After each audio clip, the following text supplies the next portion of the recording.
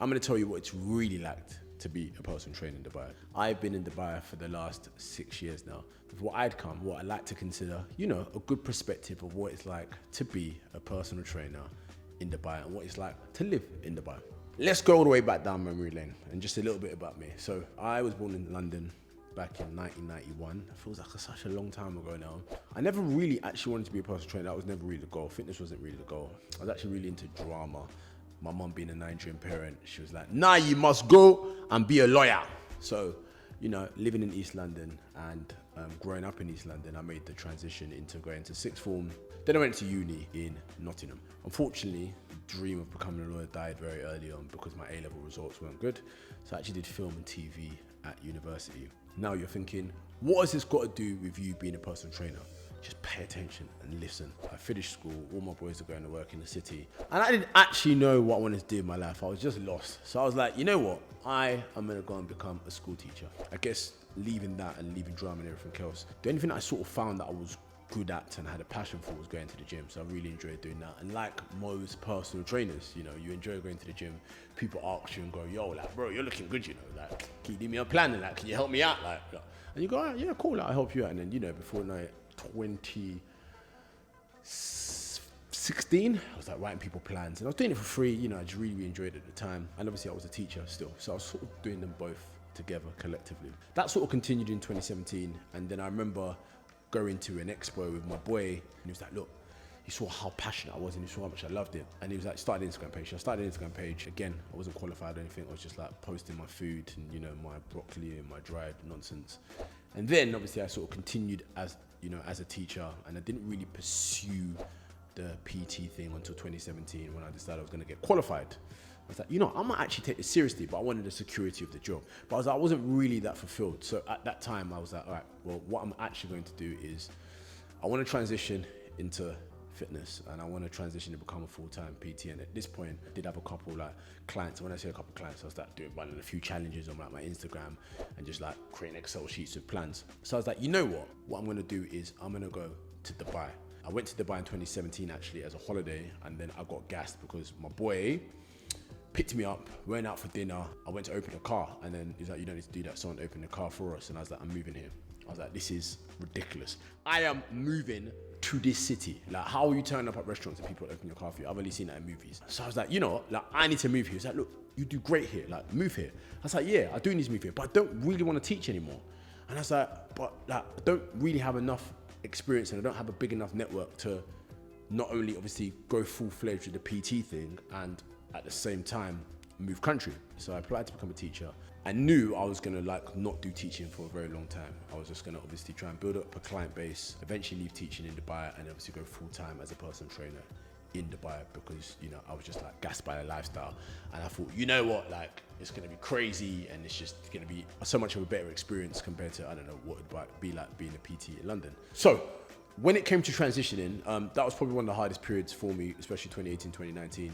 I was working very, very long hours, maybe 14, 16 hours a day because I'd obviously teach, produce content, PT clients on the side. It then became like I was earning relatively the same. And then obviously from then I decided to transition into becoming obviously PT. I just made the jump, made the dive. Now, making the jump was obviously one of the scariest things I've ever done because for the first time, I was now hunting what I killed. I was now like, if I didn't wake up in the morning, I was not making any money. And if all my clients left me, that was finished. And I guess, I'd been working on my social media for a great deal back then, especially on Instagram. So I got my social media up to 30, 40,000. But I also knew that now I have more time, I could obviously grow it a lot quicker as well. And I think that's one thing that I've learned also is like, you can't do everything at once. If you want things to grow quite quickly, you need to just take your energy and take your time and just power it into one thing. If we were to label some of the challenges of actually being a PT in Dubai, I guess one of the main challenges is it's not as bureaucratic as UK or London. And what I mean that is you can go to gyms and you don't have to be qualified to be a PT to train there. They don't ask you for your paperwork. They don't ask you for your first aid. You don't need insurance. So anyone and their mum and their goat and their lamb can become a PT here. And the issue then is because you then have a lot of supply, but the quality of the supply is terrible. You go to some of the gyms and you see some of these trainers training people and you're like, what the hell is going on? And it's very, very different. because Dubai is quite a transient place, I think it's a lot easier to find unserious people as well, you know? You get that person go, yeah, I'm gonna see you for 3 or 4 months, and they just disappear, and you know, you don't see them again. And I feel like being a PT in Dubai is more the fashionable thing. A lot of people have PTs just to say, I've got a PT, whereas obviously in London, someone has a PT is because they need a PT and they're taking it seriously and whatnot.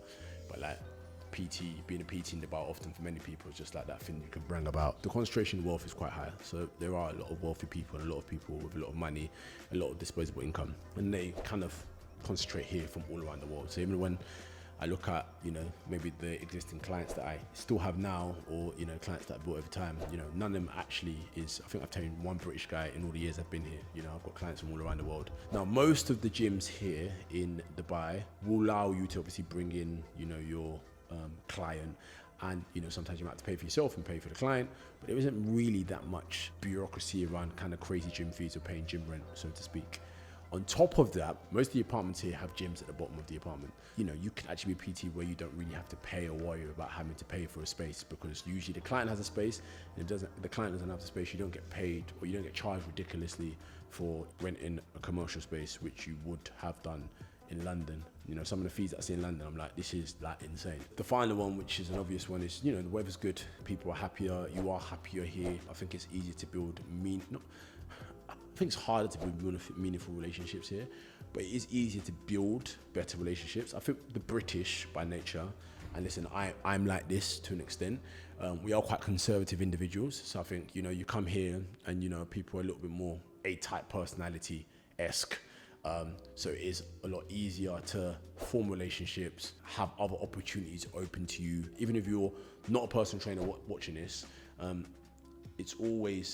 I'll always recommend, you know, leaving your neighborhood and traveling. Even if you don't move and, you know, live in another country permanently, always go and see the world and see, you know, what the world has to offer, because I think it's like some of the doors I've had open, or some of the things that I've experienced, or some of the things that I've learned just from being around people who aren't, you know, from my initial circuit or my initial kind of community at home.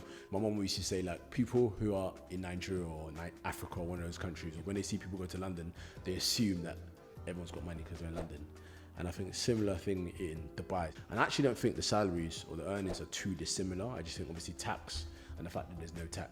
If you are coming here and you're thinking about just doing online coaching, that's great if you've got hours on the ground. I think those PTs make the best online coaches. And if you want to keep your clients as long as possible, which I guess that'll be another video where you guys can ask me that in the comments, then I think relationships, and I think having one-to-one kind of, you know, I was going to say intercourse is not the word I was looking for, but having one-to-one is hugely beneficial and advantageous, especially with the online coaching space, because I get many questions of people coming here want to do online coaching, but they've not done any sort of PT hours. Even me now, with all the years experience I have, I still do. I don't have to, and I don't necessarily need to, and there's a lot of people who are at my stage where I'm at my career who it just allows me to be a better online coach.